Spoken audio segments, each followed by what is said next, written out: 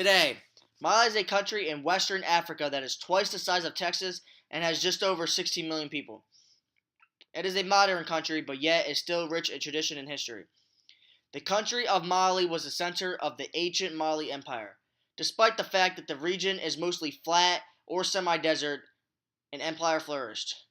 At its peak, the Mali Empire grew to rule an area of 500,000 square miles during its existence from 1200 to 1600. The empire was an economic powerhouse in the region, which allowed it to spread its influences from territories that it controlled.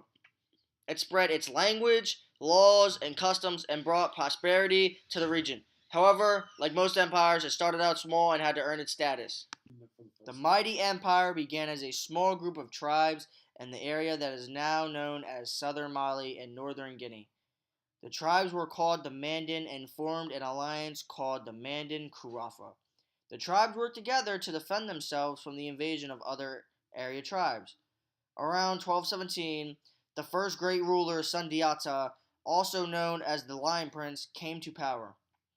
He led the Mandan fighters to defeat the powerful Soso tribes and to take over their territory and people. This was the beginning of the Mali kingdom. Some neighboring kings were impressed by the Mandan's victory and swore an allegiance to the Sundiata and his descendants. Others were conquered. In most cases, the kings were allowed to continue to lead their kingdoms, but they were considered commanders of their area and received orders from the Mandan ruler. After Sundiata's death, Mary Data came to power and called himself Mansa, which means sultan or emperor. He considered the borders of the empire over 1,000 miles to the border of the Niger and Saginaw rivers.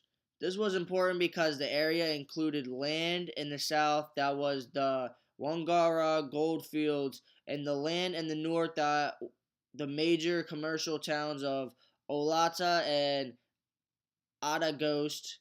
After Mansa married Dejada, there were 21 known Mantas who continued to expand their empire. Because of the location of the Mali Empire, it grew an important center of trade in Western Africa. Additionally, it was a major producer of gold and salt. Both were used as currency because there were no other forms of money. Gold nuggets were legal to trade in the empire because they were considered property of the Mansa. Nuggets were allowed to be traded in for equal amount of gold dust that were legal to own and trade. Salt was equally as valuable in that region of Africa. Some areas considered it even more valuable than gold because they needed salt for their diet and it was not available in the area.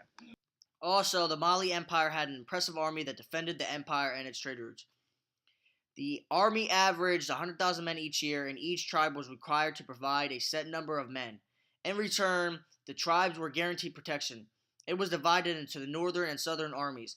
The southern army protected the gold production, while the northern army protected the trade routes. This was important for the trades from other regions because they felt safe during their travel. With the help of the river tribes, the army could easily be moved throughout the empire. But as the empire grew, the Mansas needed a more complex system to rule and maintain order and representation of the tribes, especially the ones in the far limits of the empire. By 1350, the Mali Empire stretched from the Atlantic Ocean to the Sahara Desert and into Niger. It consisted of over 400 cities, towns, and villages. This was the largest empire that had ever existed in Africa, and only the Mongolian Empire in Asia was bigger at the time. The Mantas divided the empire into provinces. The provinces were divided into counties. They were appointed local leaders to govern each county and province. The county's leader job was to report on activity in their area and collect taxes.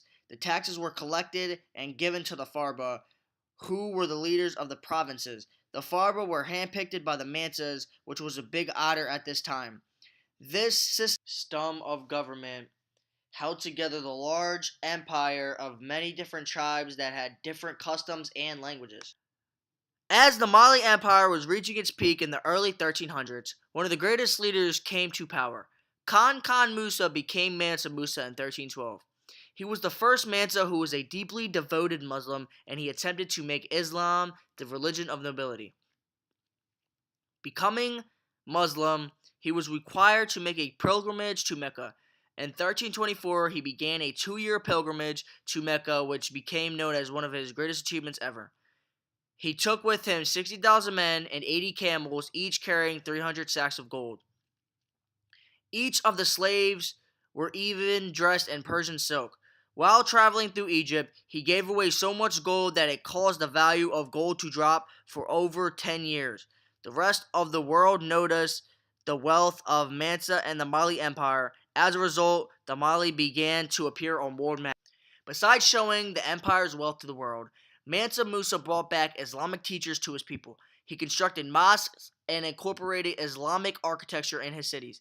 Because Mansa Musa exposed his empire to the world, trade with the empire increased. Other empires and kingdoms in Africa copied the Mali laws and ways of ruling. Mansa Musa built schools that taught Islamic religion and science, and people from far away would come to Mali to learn.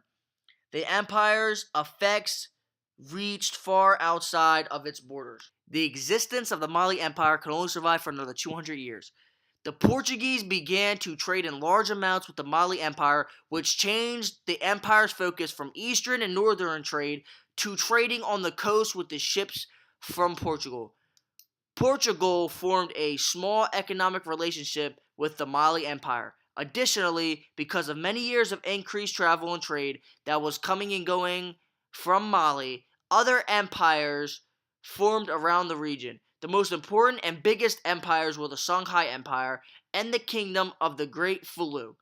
Around the end of the 1500s, the Songhai were raiding the remote tribes of the Mali Empire, and this caused many small battles. Eventually, the lack of attention in the north and south regions of the empire resulted in the Songhai taking control of the territories and the loss of salt and gold mines.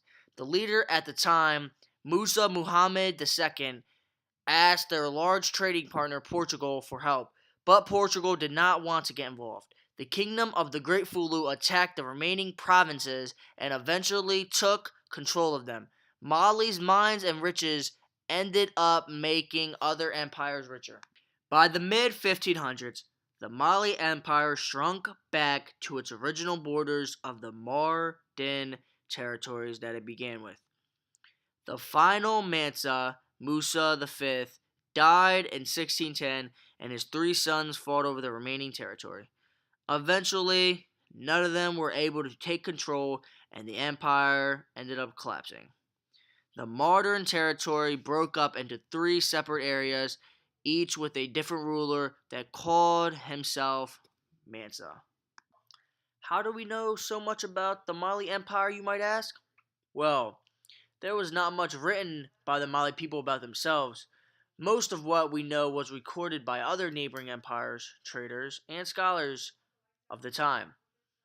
Much of the history of the Mali was passed down through African storytellers called griots. The stories have been supported by archaeologists who confirm the facts of the story.